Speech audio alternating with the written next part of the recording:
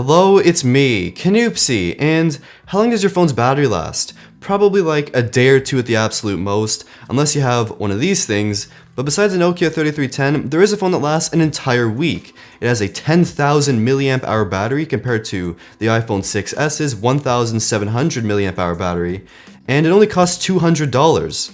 So that's pretty amazing. Meet the Oukitel K10000. Day 1. It is currently 9 o'clock a.m. on Monday, February 29th. This phone is charged to 100% and apparently it will last me a week. Let's see about that. In the super fancy looking box, Oukitel provides you with a case, a second screen protector as one comes applied to the phone out of the box, a charging cable, and a special 9-volt 2-amp fast wall charger. There's also an OTG cable that lets you charge another phone with this phone. It works perfectly fine on my Android device, but I had a few issues using it with my iPhone. To my surprise, the design is one of the most unique things about this smartphone. It isn't just a plain slab of boring glass or a clone of another phone, but has an original, heavy-duty, strong, formidable, and tank-like appearance. While this design certainly isn't for everyone, it sure is refreshing, especially amongst a sea of very similar looking smartphones. The frame is made of metal while the back has accents of rubber and a brushed metal back cover. This overall makes it feel great in the hand. There's also this super ugly and out of place looking bull on the back, which honestly shouldn't be there, but I fixed it myself very easily. Since this phone has such a big battery, there are a few consequences. Mainly, the phone is thick and heavy. It comes in at about 13.8 millimeters thick and weighs around 300 grams. It's about the same thickness as two iPhone 6s Pluses and heavier than the iPhone's 192 grams. But if you think about it, adding a thick battery pack to your phone or a thick case gives you pretty much the same result in weight and overall thickness. Besides the ear speaker and 2-megapixel selfie camera, there's also the 5.5-inch IPS 720p display with 267 pixels per inch. Obviously not the sharpest, but you don't see any individual pixels. Colors are also adequate enough, and viewing angles are surprisingly okay. Day 2. So I've been using this phone since yesterday and the battery has gone down very little, which is extremely impressive. Wow.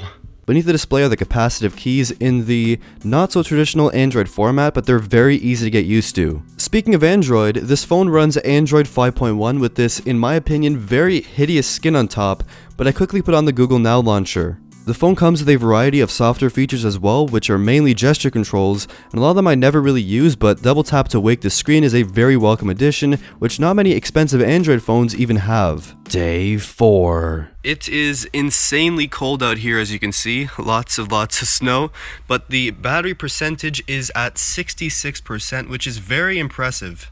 Now, for specs, this phone has the MTK6735 quad-core processor, which runs at 1 GHz. For graphics, the Mali T720 GPU, 2GB of RAM, 16GB of storage expandable via microSD, and of course, that 10,000 milliamp hour battery. Before we talk about that battery life, let's talk about the phone's performance. First, for Geekbench, looking at a score of 473 for single core and 1,320 for multi-core. So kinda mediocre, but much more importantly, let's talk daily use. During daily use, the phone performs very well, like apps open and close very quickly, apps run very smooth, like Facebook, Twitter, Instagram, all that sort of stuff. It runs apps very well, this phone. It just feels like a generally quick, snappy phone, even while having sort of mid-range to slightly lower end hardware. When gaming, there is a small dip in performance. In Asphalt 8, it's somewhat choppy and Mortal Kombat X is not perfectly smooth, but it's still playable. But overall, this feels like a very fast phone, and besides gaming, everything else is super quick on this smartphone. Day 6. It is now Saturday night and the battery is at 39%, which is just absolutely outstanding.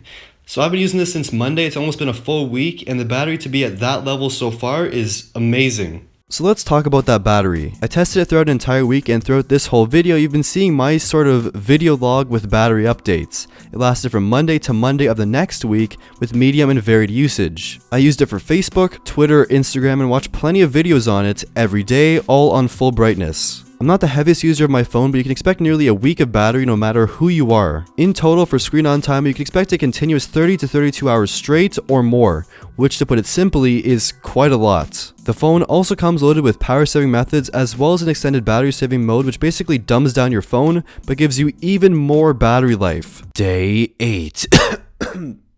It really hurts my throat, but it's more than a week. That's very impressive. Okay, so it is now Monday afternoon and the battery's at 5%, which is just absolutely ridiculous.